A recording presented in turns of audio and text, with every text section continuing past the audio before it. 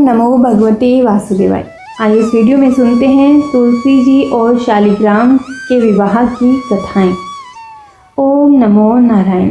जय श्री गणेश। प्राचीन काल में जलंधर नामक राक्षस ने चारों तरफ बड़ा उत्पात मचा रखा था। वह बड़ा वीर तथा पराक्रमी था। उसकी वीरता का रहस्य था उसकी पत्नी वृंदा का पतिव्रता धर्म। उसी के प्रभाव से वह सर्वजय बना हुआ था। जालंधर के उपद्रवों से परेशान देवगण भगवान विष्णु के पास गए तथा रक्षा की गुहार लगाई। उनकी प्रार्थना सुनकर भगवान विष्णु ने वृंदा का पतिव्रता धर्म भंग करने का निश्चय किया। उधर उसका पति जलंधर जो देवताओं से युद्ध कर रहा था, वृंदा का अस्तित्व नष्ट होते ही मारा गया। जब वृंदा को इस बात का पता लगा तो क्रोधित होकर उसने भगवान विष्णु को श्राप दे दिया। जिस प्रकार तुमने छल से मुझे पति वियोग दिया है, उसी प्रकार तुम भी अपनी स्त्री का छल पूर्वक हरण होने पर स्त्री वियोग सहने के लिए मृत्युलोक में जन्म लोगे। यह कहकर वृंदा अपने पति के साथ सती हो गई। जिस जगह वह सती हुई वहाँ तुलसी का पौधा उत्पन्न हुआ। एक अन्य प्रसंग के अनुसार वृंदा ने विष्णु जी को यह शाप दिया था कि तुमने मेरा अस्तित्व भंग किया है, अतः तुम पत्थर के बनोगे। विष्णु बोले, हे वृंदा, यह तुम्हारे अस्तित्व का ही फल है कि तुम तुलसी बनकर मेरे साथ ही रहोगी। जो मनुष्य तुम्हारे साथ मेरा विवाह करेगा वह परम धाम को प्राप्त होगा। बिना तुलसी दल के शालिग्राम या विष्णु जी की पूजा अधूरी मानी जाती है। शालिग्राम और तुलसी का विवाह भगवान विष्णु और महालक्ष्मी के विवाह का भी प्रतीकात्मक विवाह माना जाता है। ओम नमो नारायण। आइए इसी कथा को विस्तार से श्रवण करते हैं। एक लड़की थी जिसका नाम वृंदा था। राक्षस कुल में उसका जन्म हुआ था। बचपन से ही भगवान विष्णु जी की बड़ी भक्त थी। बड़े ही प्रेम से भगवान की सेवा पूजा किया करती थी। जब वो बड़ी हुई तो उनका विवाह राक्षस कुल में दानव राज जलंधर से हो गया। जलंधर समुद्र से उत्पन्न हुआ था। वृंदा बड़ी ही पतिव्रता स्त्री थी, सदा अपने पति की सेवा किया करती थी। एक बार देवताओं और दानवों में जब युद्ध हुआ तो जलंधर युद्ध पर जाने लगे तो वृंदा ने कहा, स्वामी आप युद्ध पर जा रहे हैं, आप जब तक युद्ध में रहेंगे मैं पूजा में बैठकर आपकी जीत के लिए अनुष्ठान करूंगी, और जब तक आप वापस नहीं आ जाते मैं अपना संकल्प नहीं छोड़ूंगी। जलंधर तो युद्ध में चले गए और वृंदा व्रत का संकल्प लेकर पूजा में बैठ गए। उनके व्रत के प्रभाव से देवता भी जलंधर को ना जीत सके। सारे देवता जब हारने लगे तो भगवान विष्णु जी के पास गए। सबने भगवान से प्रार्थना की तो भगवान कहने लगे कि वृंदा मेरी परम भक्त है, मैं उसके साथ छल नहीं कर सकता। परंतु देवता बोले, भगवान दूसरा कोई उपाय भी तो नहीं है, अब आप ही हमारी सहायता कर सकते हैं। भगवान ने जलंधर का ही रूप रखा और वृंदा के महल में पहुंच गए। जैसे ही वृंदा ने अपने पति को देखा वो तुरंत पूजा में से उठ गई और उनके चरणों को छू लिया। जैसे ही उनका संकल्प टूटा, युद्ध में देवताओं ने जलंधर को मार दिया और उसका सिर काट कर अलग कर दिया। उसका सिर वृंदा के महल में गिरा। जब वृंदा ने देखा कि मेरे पति का सिर तो कटा पड़ा है, तो फिर ये जो मेरे सामने खड़े हैं कौन है? उन्होंने पूछा, आप कौन हो जिसका स्पर्श मैंने किया? तब भगवान अपने रूप में आ गए, पर मैं कुछ न बोल सके। वृंदा सारी बात समझ गई। उन्होंने भगवान को श्राप दे दिया, आप पत्थर के हो जाओ। भगवान तुरंत पत्थर के हो गए। सभी देवता हाहाकार करने लगे। लक्ष्मी जी रोने लगी और प्रार्थना करने लगी। जब वृंदा जी ने भगवान को वापस वैसे ही कर दिया और अपने पति का सिर लेकर वो सती हो गई। उनकी राख से एक पौधा निकला। तब भगवान विष्णु जी ने कहा, आज से इनका नाम तुलसी है और मेरा एक रूप इस पत्थर के रूप में रहेगा, जिसे शालिग्राम के नाम से तुलसी जी के साथ ही पूजा जाएगा, और मैं बिना तुलसी जी के भोग स्वीकार नहीं करूँगा। तब से तुलसी जी की पूजा सभी करने लगे और तुलसी जी का विवाह शालिग्राम जी के साथ कार्तिक मास में किया जाता है। देवउठनी एकादशी के दिन इसे तुलसी विवाह के रूप में भी मनाया जाता है। ओम नमो नारायण। आइए सुनते हैं एक अन्य कथा। ऐसा माना जाता है कि देव प्रबोधन एकादशी पर भगवान विष्णु 4 मास की नींद के बाद जागते हैं। धार्मिक दृष्टिकोण से प्रचलित भी है कि जब विष्णु भगवान ने शंखासुर नामक राक्षस को मारा था तो उस विशेष परिश्रम के कारण उस दिन सो गए थे। उसके बाद वह कार्तिक शुक्ल एकादशी को जागे थे, इसीलिए इस दिन उनकी पूजा का विधान भी है। तो इस संबंध में कथा प्रचलित है कि शंखासुर बहुत पराक्रमी दैत्य था। इस वजह से लंबे समय तक भगवान विष्णु का युद्ध उससे चलता रहा। घमासान युद्ध के बाद भाद्रपद मास की शुक्ल एकादशी को भगवान विष्णु ने दैत्य शंखासुर को मारा था। इस युद्ध से भगवान विष्णु बहुत अधिक थक गए।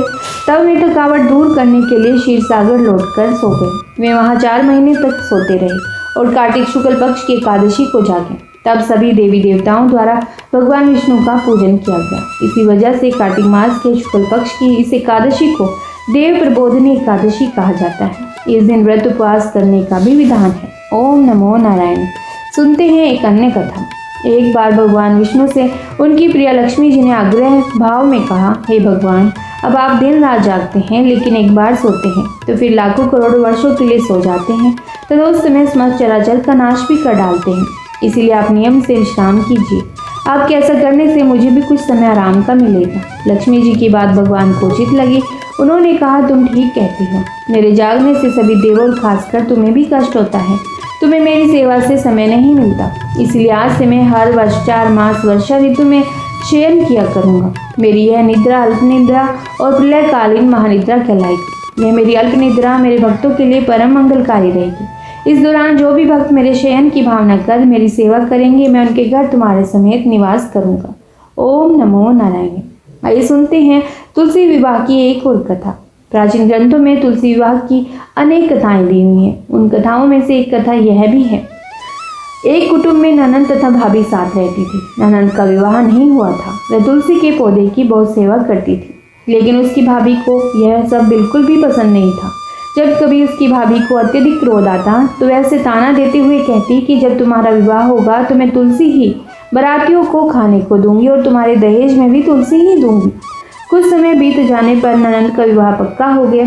विवाह के दिन भाभी ने अपने जो बात कही थी उसी के अनुसार बारातियों के सामने तुलसी का गमला फोड़ दिया और खाने के लिए भी कहा। तुलसी की कृपा से वह फूटा हुआ गमला अनेकों स्वादिष्ट पकवानों में बदल गया। भाभी ने गहनों के नाम पर तुलसी की मंजरी से बने गहने बना दिए। वह सब भी सुंदर सोने ज्वारात में बदल गए। भाभी ने वस्त्रों के स्थान पर तुलसी का जनेऊ रख दिया। वह रेशमी तथा सुंदर वस्त्रों में बदल गए। ननंद की ससुराल में उसके दहेज की बहुत प्रशंसा की गई। यह बात भाभी के कानों तक भी पहुंच गई। उसे तो बहुत आश्चर्य हुआ, परंतु उसे अब तुलसी माता की पूजा का महत्व भी समझ आया। भाभी की एक लड़की थी। वह अपनी लड़की से कहने लगी कि तुम भी तुलसा जी की बहुत सेवा किया करो, तुम्हें भी बुआ की तरह ही फल मिलेगा। वह जबरदस्ती अपनी लड़की से सेवा करने को कहती, लेकिन लड़की का मन तुलसी में लगता ही नहीं था, क्योंकि यह अपने भाव की बात होती है कि कोई पूजा पाठ में मन लगाता है और कोई नहीं लगा पाता। लड़की के बड़े होने पर उसके विवाह का समय आया। तब भाभी सोचती है कि जैसा व्यवहार मैंने अपनी ननद के साथ किया था वैसे ही मैं अपनी लड़की के साथ भी करती हूँ, तो यह भी गहनों से लग जाएगी और बारातियों को खाने में पकवान मिलेंगे। ससुराल में इसे भी बहुत इज्जत मिलेगी। ये सोचकर वे बारातियों के सामने ही तुलसी का गमला फोड़ देती है, लेकिन इस बार गमले की मिट्टी मिट्टी ही रहती है। मंजरी तथा पत्ते भी अपने रूप में ही रहते हैं। जनेऊ भी अपना रूप नहीं बदल पाता। सभी लोगों तथा बारातियों द्वारा भाभी की बुराई की जाती है। लड़की के ससुराल वाले भी लड़की की बुराई करते हैं। भाभी कभी ननंद को नहीं बुलाती थी। भाई ने सोचा मैं बहन से मिलकर आता हूँ। उसने अपनी पत्नी से कहा और कुछ उपहार बहन के पास ले जाने की बात कही। भाभी ने थैले में ज्वार भरकर कहा कि और कुछ नहीं है, तुम यही ले जाओ। वह दुखी मन से बहन के पास चल दिया। वह सोचता रहा कि कोई भाई अपनी बहन के घर ज्वार कैसे ले जा सकता है। यह सोचकर वे गौशाला के पास रुका और ज्वार का थैला गाय के सामने पलट दिया। तभी गाय पालने वाले ने कहा कि आप गाय के सामने हीरे मोती तथा सोना क्यों डाल रहे हो। भाई ने सारी बात उससे बताई और धन लेकर खुशी से अपनी बहन के घर की ओर चल दिया। दोनों बहन भाई एक दूसरे को देखकर अत्यंत प्रसन्न हुए। ओम नमो नारायण। जैसे तुलसी मैया ने इस बहन को दिया है वैसे ही सभी को देना, परंतु ऐसा किसी को न देना जैसे भाभी की लड़की को दिया है। आइए कुछ ऐसी बातें भी हैं जो हमें नहीं पता, वो भी हम जान लेते हैं। ये तुलसी जी के बारे में ही है और हमारे ग्रंथों में लिखी हुई है। पुरानी परंपरा यही है कि हर घर में तुलसी जरूर होनी चाहिए। यदि आपके घर में नहीं है तो आज ही लेकर के आप उस पौधे का पौधारोपण कीजिए। शास्त्रों में तुलसी को पूजनीय, पवित्र और देवी का स्वरूप बताया गया है। यदि आपके घर में तुलसी हो तो इन बातों का जरूर आप ध्यान रखिएगा। इन बातों का यदि आप ध्यान रखते हैं तो आपके घर का वातावरण बहुत अच्छा हो जाएगा और पैसों की कमी भी नहीं आएगी। सभी परिवार के सदस्य खुशी खुशी रहेंगे। सबसे पहले तो है तुलसी के पत्तों को चबाना नहीं चाहिए। तुलसी का सेवन करते समय आपको इस बात का ध्यान रखना चाहिए कि पत्तों को चबाएं नहीं बल्कि निगल लेना है। इस तरह तुलसी का सेवन करने से कई रोगों में लाभ भी मिलता है। वैसे भी कहते हैं कार्तिक के मास में तुलसी का पत्ता जरूर लेना चाहिए। तुलसी के पत्तों में पाराधातु के तत्व होते हैं। पत्तों को चबाते समय वे दांतों में लग जाते हैं, जो कि दांतों के लिए ठीक नहीं है, इसलिए उसको चबाना नहीं चाहिए। और दूसरा है शिवलिंग पर तुलसी कभी नहीं चढ़ानी चाहिए। इस संबंध में एक कथा भी बताई गई है। कथा के अनुसार पुराने समय दैत्यों के राजा शंखचूड़ की पत्नी का नाम तुलसी था। तुलसी के पतिव्रत धर्म की शक्ति के कारण सभी देवता भी शंखचूड़ को हराने में असमर्थ थे। तब भगवान विष्णु ने छल से तुलसी का पतिव्रत भंग कर दिया था। इसके बाद शिवजी ने शंखचूड़ का वध किया था। जब यह बात तुलसी को पता चली तो उसने भगवान विष्णु को पत्थर बन जाने का श्राप दिया। विष्णु जी ने तुलसी का श्राप स्वीकार कर लिया और कहा कि तुम धरती पर गंडकी नदी तथा तुलसी के पौधे के रूप में हमेशा रहोगी। इसके बाद से अधिकांश पूजन कर्म में तुलसी का उपयोग विशेष रूप से किया जाता है, लेकिन शंखचूड़ की पत्नी होने के कारण तुलसी शिवलिंग पर नहीं चढ़ाई जाती। तुलसी के पत्ते कुछ खास दिनों में भी नहीं तोड़ने चाहिए। यह दिन है एकादशी, रविवार और सूर्य या चंद्र ग्रहण के समय। इन दिनों में और रात के समय तुलसी के पत्ते नहीं तोड़ने चाहिए। बिना वजह तुलसी के पत्ते कभी ना तोड़ें, ऐसा करने पर दोष भी लगता है। अनावश्यक रूप से तुलसी के पत्ते तोड़ना तुलसी को नष्ट करने के समान माना गया है। हर रोज करें तुलसी का पूजन, ऐसा करना भी आपके लिए बहुत जरूरी है।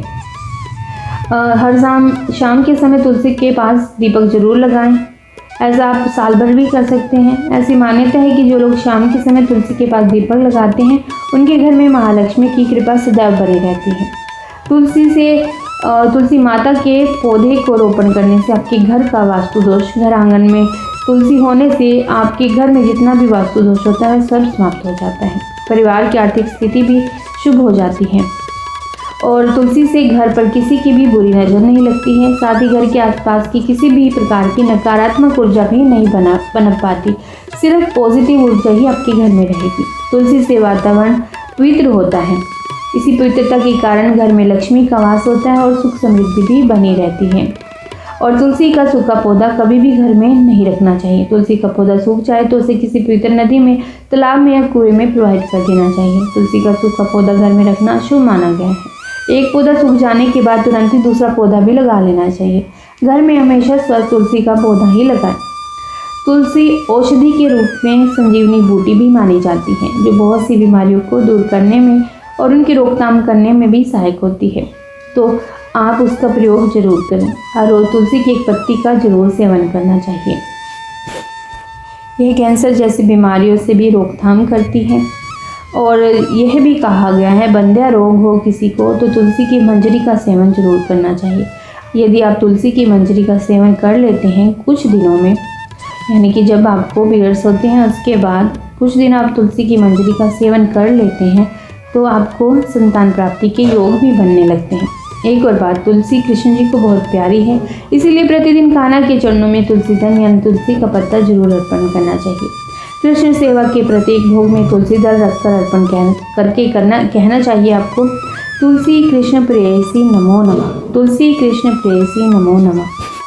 ये तो तुलसी के पौधे की आपको महात्म्य, क्या इसकी महत्वपूर्ण बातें मैंने आपको बताई है। अब आपको तुलसी दल का महात्म्य भी सुना देती हूँ। पद्म पुराण में भगवान शिव द्वारा तुलसी दल की महिमा का वर्णन किया गया है। भगवान शिव ने स्वयं ही कहा है, सब प्रकार के पत्तों और पुष्पों की अपेक्षा तुलसी ही श्रेष्ठ मानी गई है। तुलसी परम मंगलमयी, समस्त कामनाओं को पूर्ण करने वाली, शुद्ध, श्री विष्णु को अत्यंत प्रिय तथा वैष्णवी नाम धारण करने वाली कहा गया है। तुलसी संपूर्ण लोक में श्रेष्ठ, शुभ तथा भोग और मोक्ष प्रदान करने वाली है। भगवान श्री विष्णु ने पूर्व काल में संपूर्ण लोगों का हित करने के लिए तुलसी का वृक्ष रोपा था। तुलसी के पत्ते और पुष्प सब धर्मों में प्रतिष्ठित हैं। जैसे भगवान श्री विष्णु को लक्ष्मी और मैं दोनों प्रिय हैं, यानी कि शिव और लक्ष्मी दोनों प्रिय हैं, उसी प्रकार ये तुलसी देवी भी परम प्रिय है। हम तीनों के सिवा कोई चौथा ऐसा नहीं जान पड़ता जो भगवान को इतना प्रिय हो। तुलसी दल के बिना दूसरे फूलों, पत्तों तथा चंदन आदि के लेपों से भगवान श्री विष्णु को उतना संतोष नहीं होता। जिसने तुलसी दल के द्वारा पूर्ण श्रद्धा के साथ प्रतिदिन भगवान श्री विष्णु का पूजन किया है, उसने दान, होम, यज्ञ, व्रत आदि सब पूर्ण कर लिया। तुलसी दल से भगवान की पूजा कर लेने पर कांति, सुख, भोग सामग्री, यश, लक्ष्मी, श्रेष्ठ कुल, शील पत्नी, पुत्र, कन्या, धन, राज्य, आरोग्य, ज्ञान, विज्ञान, वेद, वेदांग, शास्त्र, पुराण, तंत्र और संहिता सब कुछ मैं करत लगत समझता हूँ, यानी कि मैं ही शिव हूँ। जैसे पुण्य श्रीला गंगा मुक्ति प्रदान करने वाली है, उसी प्रकार यह तुलसी भी कल्याण करने वाली है। यदि मंजरी युक्त तुलसी पत्रों के द्वारा भगवान श्री विष्णु की पूजा की जाए तो उसके पुण्य फल का वर्णन करना असंभव है। जहाँ तुलसी का वन है वही भगवान कृष्ण की समीपता है तथा वहीं ब्रह्मा और लक्ष्मी जी भी संपूर्ण देवताओं के साथ विराजमान हैं। इसीलिए अपने निकटवर्ती स्थान में तुलसा देवी को रोककर उनकी पूजा करनी चाहिए। तुलसी के निकट जो स्तोत्र मंत्र आदि का जप किया जाता है वह सब अनंत गुना फल देने वाला होता है। प्रेत, पिशाच, कुष्मांड, ब्रह्म, राक्षस, भूत और दैत्य आदि सब तुलसी के वृक्ष से दूर भागते हैं। ब्रह्महत्या आदि पाप तथा खोटे विचार से उत्पन्न होने वाले रोग यह सब तुलसी वृक्ष के समीप नष्ट हो जाते हैं। जिसने श्री भगवान की पूजा के लिए पृथ्वी पर तुलसी का बगीचा लगा रखा है उसने उत्तम दक्षिणाओं से युक्त 100 यज्ञों का विधिवत अनुष्ठान पूर्ण कर लिया है। जो श्री भगवान की प्रतिमाओं तथा शालग्राम शिलाओं पर चढ़े हुए तुलसी दल को प्रसाद के रूप में ग्रहण करता है वह श्री विष्णु के सायुज्य को प्राप्त होता है। जो श्री हरि की पूजा करके उन्हें निवेदन किए हुए तुलसी दल को अपने मस्तक पर धारण करता है वह पाप से शुद्ध होकर स्वर्लोक को प्राप्त होता है। कलयुग में तुलसी का पूजन, कीर्तन, ध्यान, रोपण और धारण करने से वह पाप को जलाती और स्वर्ग एवं मोक्ष प्रदान करती है। जो तुलसी के पूजन आदि का दूसरों को उपदेश देता और स्वयं भी आचरण करता है वह भगवान श्री लक्ष्मीपति के परम धाम को प्राप्त होता है। जो वस्तु भगवान श्री विष्णु को प्रिय जान पड़ती है वह मुझे भी अत्यंत प्रिय है। श्राद्ध और यज्ञ आदि कार्यों में तुलसी का एक पत्ता भी भगवान का महान पुण्य प्रदान करने वाला है। जिसने तुलसी की सेवा की है उसने गुरु, ब्राह्मण, देवता और तीर्थ सबका भलीभांति सेवन कर लिया है। जो शिखा में तुलसी स्थापित करके प्राणों का परित्याग करता है वह पाप राशि से मुक्त हो जाता है। राजसूय आदि यज्ञ, भांति भांति के व्रत तथा संयम के द्वारा धीर पुरुष जिस गति को प्राप्त करता है वहीं उसे तुलसी की सेवा मिल जाती है। तुलसी के एक पत्र से श्री हरि की पूजा करके मनुष्य वैष्णवत्व को प्राप्त होता है। उसके लिए अन्य शास्त्रों के विस्तार की क्या आवश्यकता है। जिसने तुलसी की शाखा तथा कोमल पत्तियों से भगवान श्री विष्णु की पूजा की है वह कभी माता का दूध नहीं पीता अर्थात उसका पुनर्जन्म नहीं होता। कोमल तुलसी दलों के द्वारा प्रतिदिन श्रीहरि की पूजा करके मनुष्य अपनी सैकड़ों और हजारों पीढ़ियों को पवित्र कर सकता है। यह तुलसी के प्रधान गुण है। तुलसी के संपूर्ण गुणों का वर्णन तो बहुत अधिक समय लगाने पर भी नहीं हो सकता। ओम नमो नारायण। मैंने जो यह आपको महात्म्य सुनाया है यह पद्म पुराण में लिखा हुआ है।